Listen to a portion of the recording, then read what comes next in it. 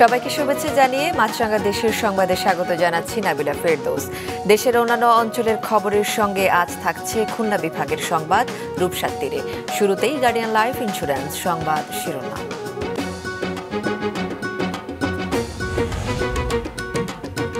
যান্ত্রিক ত্রুটিতে বাংলাদেশ বিমান বাহিনীর প্রশিক্ষণ বিমান কর্ণফুলী নদীতে বিধ্বস্ত, এক পাইলট নিহত, আরেকজন আহত।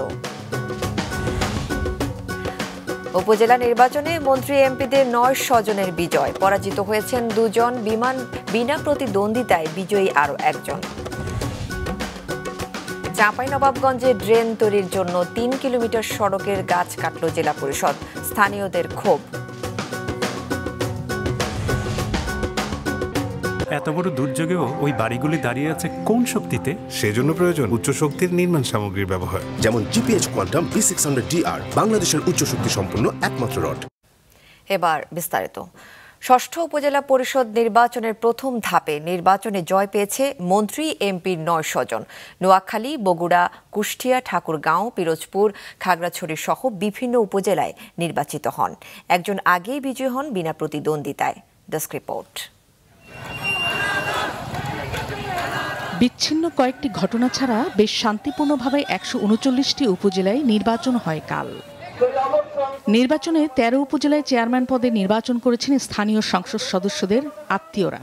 এর মধ্যে বগুড়ার ২ উপজেলায় চেয়ারম্যান নির্বাচিত হয়েছেন এক আসনের ক্ষমতাসীন দলের সংসদ সদস্য এবং কেন্দ্রীয় মহিলা লীগের নির্বাহী সদস্য শাহাদারা মান্নানের ছেলে ও ছোট ভাই। সারিয়াকান্দিতে হয়েছেন ছেলে মোহাম্মদ সাখাওয়াত হোসেন এবং সোনাতলায় হয়েছেন ছোট ভাই মিনহাদুজ্জামান। নোয়াখালীর সুবর্ণচরে নির্বাচিত হয়েছেন সংসদ সদস্য মোহাম্মদ একরামুল করিম চৌধুরীর ছেলে আতাহার ইশরাক শাবাব চৌধুরী। তিনি জেলা আওয়ামী লীগের সভাপতি এবং সুবর্ণচর উপজেলা পরিষদের ৩ বারের চেয়ারম্যান AHM খায়রুল আলম চৌধুরীর বিপরীতে প্রার্থী হয়েছিলেন। এছাড়া হাতিয়ায় জয়ী হয়েছেন স্থানীয় সংসদ সদস্য মোহাম্মদ আলীর বড় ছেলে আশিক আলী।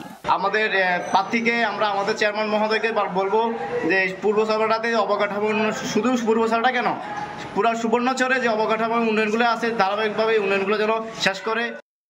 মাদারীপুর সদর উপজেলায় জয়ের তিলক আঁকেন ২ আসনের এমপি শাহজাহান খানের বড় ছেলে আসিবুর রহমান খান।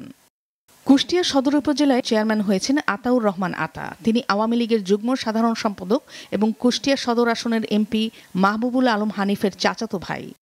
বিশ্বপ্রদীপ ত্রিপুরা নির্বাচিত হয়েছেন খাগড়াছড়ির রামগড়ে। তিনি আওয়ামী লীগের এমপি কুজেন্দ্রলাল ত্রিপুরার জামাতা। ঠাকুরগাঁওয়ের বালিয়াডাঙ্গি উপজেলায় চেয়ারম্যান নির্বাচিত হয়েছেন ২ আসনের সংসদ সদস্য মাজহারুল ইসলামের চাচা শফিকুল ইসলাম। মন্ত্রী এমপির স্বজনদের ১১ উপজেলায় নির্বাচিত হয়েছেন ৯ জন এবং ২ জন পরাজিত হয়েছেন। এর মধ্যে একজন আগেই বিজয়ী হন বিনা প্রতিদ্বন্দ্বিতায়। ষষ্ঠ উপজেলা পরিষদ নির্বাচনের প্রথম ধাপে এবার নির্বাচিতদের বেশিরভাগই আওয়ামী লীগ নেতা। এর বাইরে ২ জন নির্বাচিত হয়েছেন জাতীয় পার্টির নেতা। চেয়ারম্যান হয়েছেন আওয়ামী লীগ ও ইসলামী আন্দোলনের বহিষ্কৃত ২ নেতাও। এছাড়াও কোনো রাজনৈতিক দলের সঙ্গে সম্পৃক্ত নন এমনও ২ জন বিজয়ী হয়েছেন। প্রত্যেকটা দলের ভোটে আসার যে বিষয়গুলো, এগুলো নির্বাচন কমিশনারের উচিত এগুলো উপরে কাজ করা এবং প্রত্যেকটা দলকে নির্বাচনে আসার জন্য বাধ্য করা বা নির্বাচনে আসার পরিবেশ তৈরি করলে অবশ্যই একটা সুস্থ নির্বাচন এবং দেশের রাজনৈতিক স্থিতিশীলতা এবং পরিবেশ সৃষ্টি হবে। ২৩শে মে দ্বিতীয়, ২৯শে মে তৃতীয় এবং ৫ই জুন চতুর্থ ধাপে অনুষ্ঠিত হবে ষষ্ঠ উপজেলা পরিষদ নির্বাচন। নাদিয়া আফরিন, মাছরাঙা নিউজ ডেস্ক।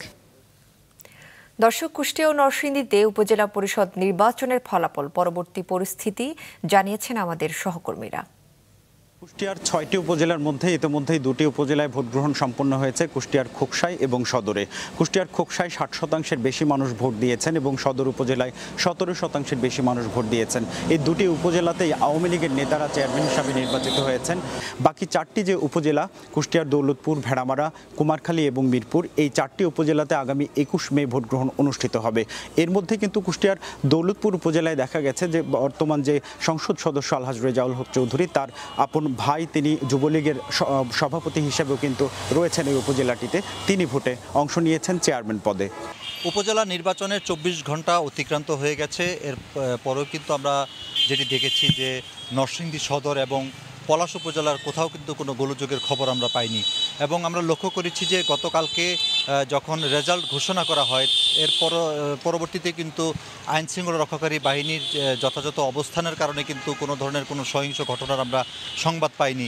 এবং গতকাল এবং আজকেও কিন্তু যারা জয়ী হয়েছেন তারা কিন্তু কোনো ধরনের মিছিল বা আনন্দ মিছিল বা শোভাযাত্রা এই ধরনের কোনো কিছু করেনি, মানে এই ধরনের কাজ থেকে তারা বিরত থেকেছেন। তবে আমাদের সাথে তাদের কয়েক দফা কথা হয়েছে, তারা আমাদেরকে জানিয়েছেন যে তারা তাদের ঘরে থেকে যারা তাদের কাছে দেখা করতে এসেছেন তাদের সাথে কুশল বিনিময় করেছেন, তাদের নেতাকর্মীদের সাথে তারা কুশল বিনিময় করেছেন এবং কেউ যাতে অতিরঞ্জিতভাবে কোনো ধরনের সভা সমাবেশ না করে সেই বিষয়ে তারা সজাগ থেকেছেন। আরেকটি তথ্য আপনাদেরকে জানিয়ে রাখতে চাই যে কিছুক্ষণ আগে যে খবরটি আমি পেয়েছি যে পলাশ উপজেলার ডাঙ্গা এলাকায় কিন্তু একটু উত্তেজনা বিরাজ করেছিল কিছুক্ষণ আগেও, তবে সেটি আইনশৃঙ্খলা রক্ষাকারী বাহিনীর নজরে এসেছে এবং তারা পরবর্তীতে সেই বিষয়গুলো সজাগ দৃষ্টি থেকে যাতে কোনো ধরনের ঘটনা না ঘটে সেই দিকে তারা সোচ্চার রয়েছেন বলে আমাদেরকে জানিয়েছেন। আগামীকাল গোপালগঞ্জের টুঙ্গিপাড়ায় যাবেন প্রধানমন্ত্রী শেখ হাসিনা। তার এই সফর ঘিরে নেওয়া হয়েছে সব ধরনের প্রস্তুতি।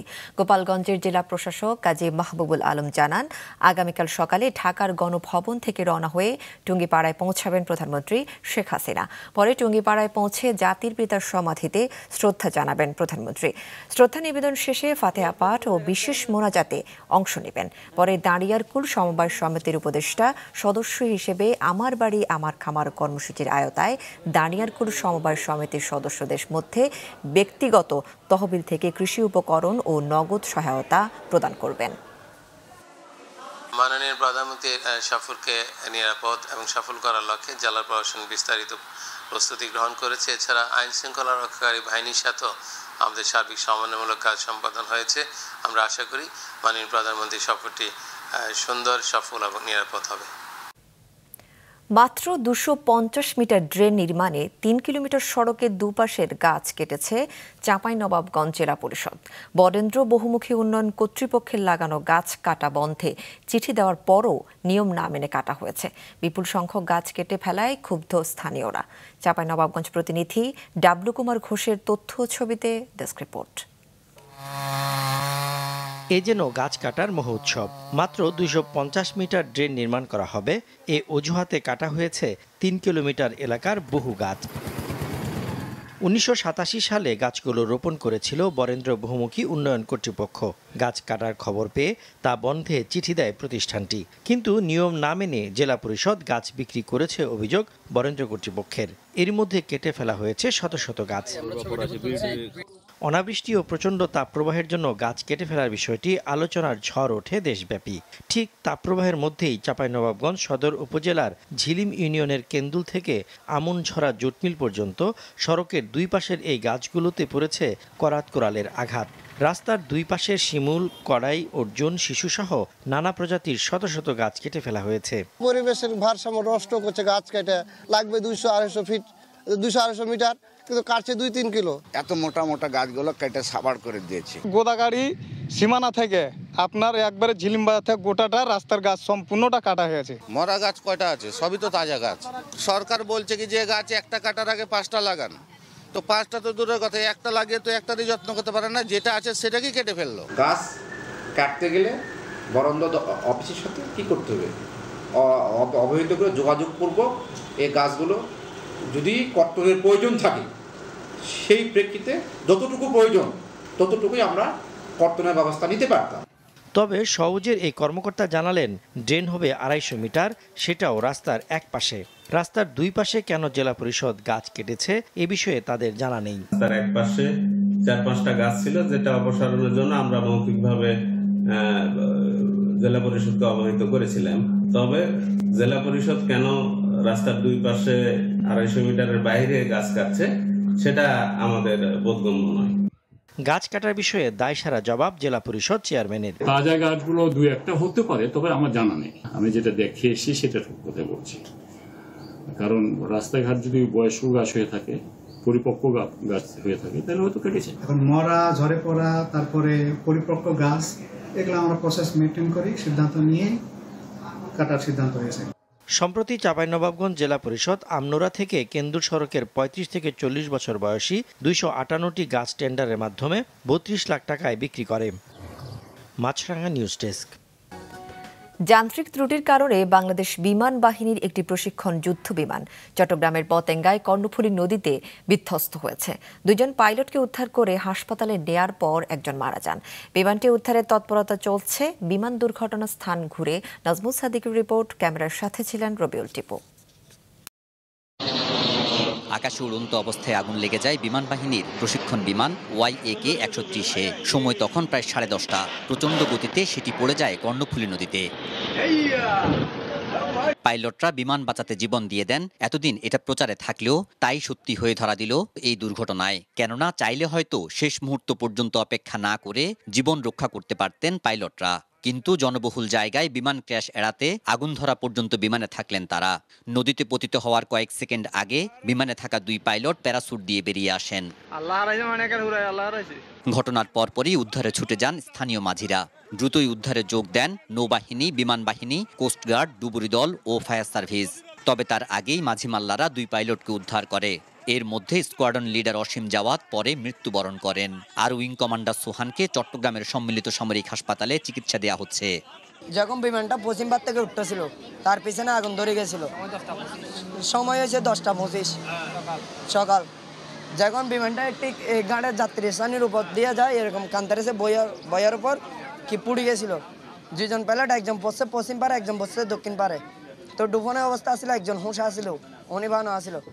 ডুবনাকে বুটটা তুলছিল আমি, আরেকটা দিয়ে ওই যেটা বাসন আসলো ওকে আমি তুলছিলাম। তারপরে যখন দেখতেছি যে পাইলট 2টা প্যারাশুট দিয়ে নামতেছে, ওরা নামার পর নদীতে পড়ে গেছে। আমরা তাৎক্ষণিক 2টা বুট ঘাট থেকে পাঠাইছি। আমরা বুট নিয়ে 3টা বুট গেছি ওখানে। বুট গিয়ে তারপর ওদেরকে উদ্ধার করছি। উদ্ধার করে বুট ক্লাবের মধ্যে তুলে দিয়েছি। সবুজ বয়ের পাশে পড়ছে, পরে ওরা প্যারাশুট নেমে নামতেছে, নিচে নেমে নদীতে পড়ে গেছে। নদীতে পড়ে গিয়ে আমরা বুট 3টা গিয়ে 10-8 জন গিয়ে ওনাদেরকে উদ্ধার করে আমরা চালিয়ে এনে বোট ক্লাবে তুলে দিয়েছি। ওরা তোলে ওনাদেরকে হসপিটালে নিয়ে গেছে। পতেঙ্গা কন্টেইনার টার্মিনালের সামনে নদীতে একটি বয়ার কাছে পড়ে বিমানটি উদ্ধারে কাজ করছে বিমান বাহিনী, নৌবাহিনীর ডুবুরি দল, কোস্টগার্ড ও নৌ পুলিশের সদস্যরা। বিমানটা আকাশ থেকে উঠতে আসে, ওই কাছাকাছি আসার পর যান্ত্রিক ত্রুটি দেখা দিচ্ছে। শব্দ হয়েছে, শব্দ হওয়াতে বিমানটা নিচে ডুবে গেছে। আর পাইলট ইজেক্ট করে প্যারাশুট দিয়ে উপরে উঠে গেছে, আর ওই বিমানটা নিচে পানির নিচে চলে গেছে। নেভির যে একটা সোলার মেশিন আছে, যেখানে নেভির অফিসার আমাকে যেটা বলছে, সোলার মেশিনটা আসলে ওই সোলার মেশিন দিয়ে ওটাকে আইডেন্টিফাই করবে। আইডেন্টিফাই করার পর ওদের আমাদের ড্রাইভিং টিম নেমে ওইটাকে শনাক্ত করে তারপর ওটা টেনে নিয়ে আসবে। নিয়মিত প্রশিক্ষণের অংশ হিসেবে জহুরুল হক বিমান ঘাঁটি থেকে বের হয়েছিলেন 2 পাইলট। নাজমুল সাদিকি, মাছরাঙা সংবাদ, চট্টগ্রাম। শ্যামাসুন্দরী খালের পানি প্রবাহ স্বাভাবিক রাখতে পরিষ্কার কার্যক্রম হাতে নিয়েছে রংপুর সিটি কর্পোরেশন। এতে সহযোগিতা করবে বিডি ক্লিন নামে একটি স্বেচ্ছাসেবী সংগঠন। বিষয়টি জানাতে সংবাদ সম্মেলন রংপুর সিটি মেয়র জানান, আগামী 11ই মে সকালে রংপুর স্টেডিয়ামে দিনব্যাপী এই কার্যক্রমের উদ্বোধন করা হবে। এ সময় প্রায় 16 কিলোমিটার খালটির 5 কিলোমিটার পরিষ্কার পরিচ্ছন্নতা কার্যক্রম চালাবেন বিডি ক্লিনের স্বেচ্ছাসেবীরা। এজন্য 15টি পয়েন্টে 1000 স্বেচ্ছাসেবক কাজ করবে বলে জানান তিনি।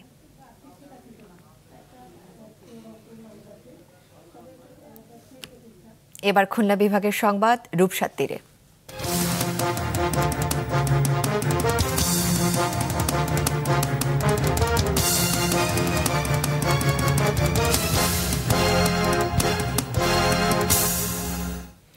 জলবায়ু পরিবর্তনের ফলে উপকূলীয় জেলাগুলোর মাটিতে বাড়ছে লবণাক্ততার তীব্রতা। ফলে প্রচলিত ফসল উৎপাদন ব্যাহত হচ্ছে, যা উপকূলীয় অঞ্চলে কৃষি নির্ভর অর্থনীতিতে নেতিবাচক প্রভাব ফেলছে। আবাদযোগ্য করার পরিকল্পনা নিয়েছে কৃষি উন্নয়ন কর্পোরেশন। SM মিলনের ক্যামেরায় মোস্তফা জামালের রিপোর্টে বিস্তারিত। খুলনার কয়রা উপজেলায় গেলেই চোখে পড়বে এমন বিস্তীর্ণ পতিত জমি। লবণাক্ততার জন্য বছরের অধিকাংশ সময়ে এসব জমিতে কোনো ফসল ফলে না। এমনকি বুনো ঘাস, লতাপাতা ও গুল্ম এখানে জন্মায় কম। মৃত্তিকা সম্পদ উন্নয়ন ইনস্টিটিউটের গবেষণা অনুযায়ী দেশের উপকূলীয় এলাকায় 36 বছরে লবণাক্ত জমির পরিমাণ বেড়েছে 26.76 ভাগ। লবণাক্ততার জন্য কেবল খুলনা অঞ্চলে বছর জুড়ে অনাবাদি থাকে 1,07,335 হেক্টর জমি। ফলে এই অঞ্চলের কৃষকের আর্থিক ক্ষতি হয় 5,254 কোটি টাকা। আমাদের খুলনা অঞ্চলে মোট 1,187টি খাল রয়েছে এবং এই 1,187টি খালের মধ্যে 615টি খাল ভরাট হয়ে গেছে, সেখানে কোনো পানির প্রবাহ নাই। বর্তমানে দেশে লবণাক্ত জমির পরিমাণ 10,56,260 হেক্টর। এসব জমিকে আবাদযোগ্য করতে পরিকল্পনা নিয়েছে বাংলাদেশ কৃষি উন্নয়ন কর্পোরেশন। এডিসির পক্ষ থেকে সেচ সুবিধা সম্প্রসারণ করতে চাই এবং এই লবণাক্ত অঞ্চলের প্রধান প্রাথমিক একটা প্রচেষ্টা হলো স্বীকৃত মতেই, সেটা হলো খাল খনন এবং পুকুর খননের মাধ্যমে রিজার্ভার, পানির রিজার্ভার সৃষ্টি, যার ফলে লবণাক্ত পানিও যদি খালে প্রবেশ করে 2-3-4 মাস পরে এটা লবণাক্তটা থিতিয়ে যায় এবং স্বাদু পানির সৃষ্টি হয় এবং যেটা সেচ সুবিধা সহায়ক হয়ে থাকে। বিড়ির মহাপরিচালক বলছেন, জলবায়ু পরিবর্তন জনিত তীব্র খরা রোধ ও ফসলের জন্য মিষ্টি পানি নিশ্চিতে কৃত্রিম বৃষ্টিপাত ঘটানোর জন্য গবেষণা করছেন বিজ্ঞানীরা। আর্টিফিশিয়াল রেইনফলের কথা আমরা চিন্তা করছি, সেই লেভেলে আমাদের বিজ্ঞানীরা গবেষণা ইতিমধ্যেই শুরু করেছে। সুতরাং এই যে সমস্যার কথা বলছেন, এই সমস্যা আমরা উত্তরণ ঘটানোর মাধ্যমে এই যে এলাকা, এই এলাকা আমরা সবুজ করে দিব। খাদ্য উৎপাদন বাড়াতে বিড়ি এখনো পর্যন্ত 95টি ইনব্রিড ও 7টি হাইব্রিড ধানের জাত উদ্ভাবন করেছে। এর মধ্যে থেকে উপকূলীয় এলাকার আবহাওয়া উপযোগী ধান কৃষক পর্যায়ে ছড়িয়ে দিতে পারলে পতিত জমি আবাদের আওতায় আসবে বলছে বাংলাদেশ কৃষি উন্নয়ন কর্পোরেশন। মোস্তফা জামাল, মাছরাঙা সংবাদ, খুলনা। আমের গুণগত মান বজায় রেখে নিরাপদে আম বাজারজাত করতে সাতক্ষীরা জেলা প্রশাসনের বেঁধে দেওয়া নির্ধারিত সময় অনুযায়ী জেলায় আম সংগ্রহ শুরু হয়েছে। সকালে জেলা প্রশাসন ও কৃষি সম্প্রসারণ অধিদপ্তরের আয়োজনে সদর উপজেলা কুখরালির এক আম চাষির বাগানে আম সংগ্রহের উদ্বোধন করা হয়। জেলা প্রশাসন এক সপ্তাহ এগিয়ে আজ থেকে গোপালভোগ, বোম্বাই, গোপাল খাস ও বৈশাখী সহ স্থানীয় জাতের আম সংগ্রহ শুরু করেছে। 11 মে গোবিন্দভোগ, 22 মে হিমসাগর, ল্যাংড়া আম 29 মে ও আম্রপালি 10 জুন সংগ্রহের তারিখ নির্ধারণ করা হয়েছে। নরসিংদী শহরের কাছে একটি কোল্ড স্টোরেজে প্রায় 19 লাখ অবৈধ ডিমের মজুদ পেয়েছেন ভোক্তা অধিকার সংরক্ষণ অধিদপ্তর। দুপুরের শহর থেকে একটু দূরে বালুশাইর এলাকায় MS স্পেশালাইজড কোল্ড স্টোরেজে নরসিংদীর ভোক্তা অধিকার সংরক্ষণ অধিদপ্তর অভিযান চালায়। এ সময় ধরা পড়ে ডিমের অবৈধ মজুদ। তবে কোনো জরিমানা না করে আগামী 3 দিনের মধ্যে সমস্ত ডিম বিক্রি করে স্টোরেজ খালি করার নির্দেশ দেওয়া হয়েছে। নামে বেনামে ডিম রাখছেন বা বিভিন্ন কারণে ডিম রাখছেন, সিন্ডিকেশন করছেন অথবা মজুত করে বা যেই ধরনের কৃত্রিম কারসাজি বা সংকট তৈরি করতে যেই ধরনের পদক্ষেপ নেওয়া প্রয়োজন বা যেই ধরনের অপচেষ্টা করার প্রয়োজন, সেই অপচেষ্টাগুলো তারা বা সেই কৌশল তারা অবলম্বন করছেন বলেই আমার কাছে প্রতীয়মান বা আমাদের কাছে প্রতীয়মান হয়েছে। স্বেচ্ছাসেবী সংগঠন মানিকগঞ্জ ক্লিন সিটির উদ্যোগে শহরের রিকশা ও অটো চালকদের মাঝে ক্যাব, খাবার পানি ও স্যালাইন বিতরণ করা হয়েছে। সকালে পৌরসভার পরাণ মেম্বারের মোড়ে এই কর্মসূচি পালন করে সংগঠনটি। মানিকগঞ্জ পৌরসভাকে পরিচ্ছন্ন নগরী হিসেবে গড়ে তোলার প্রত্যয় নিয়ে এই স্বেচ্ছাসেবী সংগঠনটি দীর্ঘদিন ধরে কাজ করে আসছে। এ সময় বক্তারা বলেন, আমাদের শহর আমরাই পরিষ্কার করব, নোংরা করব না। এই অভ্যাস গড়ে তুলতে পারলেই আমরা একটি পরিষ্কার পরিচ্ছন্ন নগরী উপহার দিতে পারব। বৈষম্য দূর সহ অভিন্ন চাকর বিধি বাস্তবায়নের দাবিতে দেশের বিভিন্ন স্থানে 5ম দিনের মতো কর্মবিরতি পালন করছেন 80টি পল্লী বিদ্যুৎ সমিতির প্রায় 40,000 কর্মকর্তা ও কর্মচারী। তারা বলেন, পল্লী বিদ্যুতায়ন বোর্ড ও পল্লী বিদ্যুৎ সমিতির মধ্যকার বৈষম্য দূর করতে হবে। একই প্রতিষ্ঠানে চাকরি করলেও পল্লী বিদ্যুতায়ন বোর্ড ও পল্লী বিদ্যুৎ সমিতির কর্মকর্তা কর্মচারীদের সুযোগ সুবিধা, চাকরির নিরাপত্তা ও নিশ্চয়তার বিষয়ে বৈষম্য রয়েছে।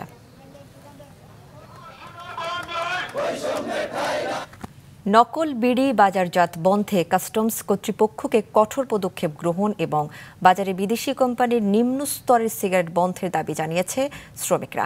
সকালে বগুড়ার বনানী কাস্টম এক্সাইজ ও ভ্যাট কার্যালয়ের সামনে মানববন্ধনে জেলা বিড়ি শ্রমিক ইউনিয়ন এ দাবি জানায়। এ সময় বক্তারা প্রাক বাজেট আলোচনায় বিড়ির সম্পূরক শুল্ক 30% থেকে বাড়িয়ে 45% করার প্রস্তাবে প্রতিবাদ জানান। মানববন্ধন শেষে রাজস্ব বোর্ডের চেয়ারম্যান বরাবরের স্মারকলিপি দেওয়া হয়। দিনাজপুরের পোষা কুকুরের চাহিদা পূরণে গড়ে উঠেছে কুকুরের খামার। বিস্তারিত ডেস্ক রিপোর্টে।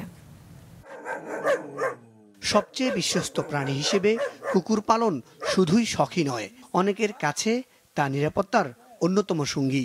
সেই কুকুরের খামার করেই এখন এক যুবক স্বাবলম্বী। বছরে এই খামার থেকে গড়ে 20 থেকে 25 লক্ষ টাকা আয় করেন তিনি।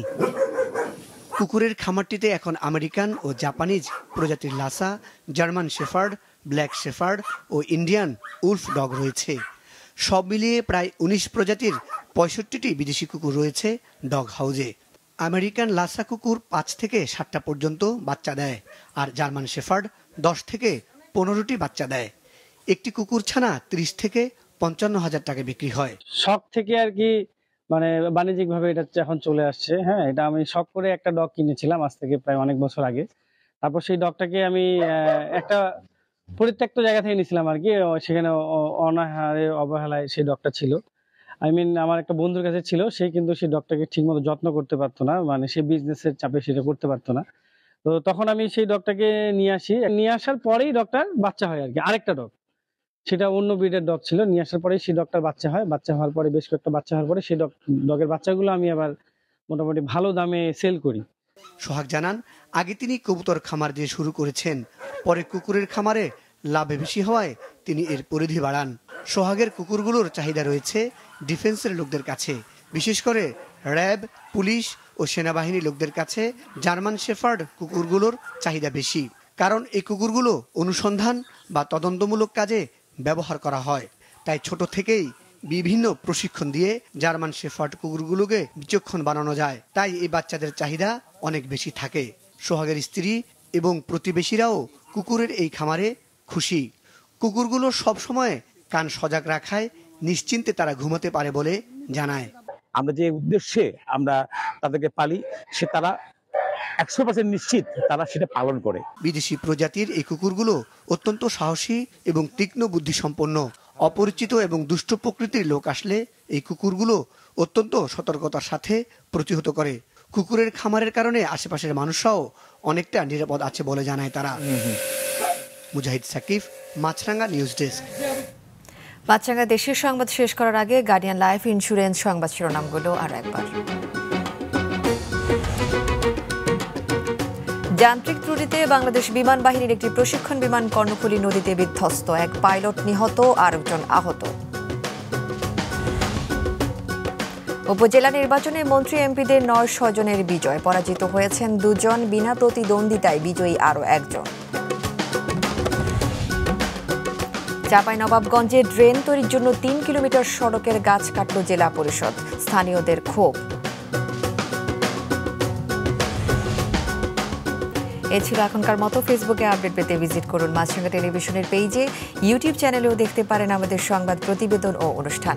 আমাদের পরবর্তী সংবাদ সন্ধ্যা 7টায় দেখার আমন্ত্রণ রইল।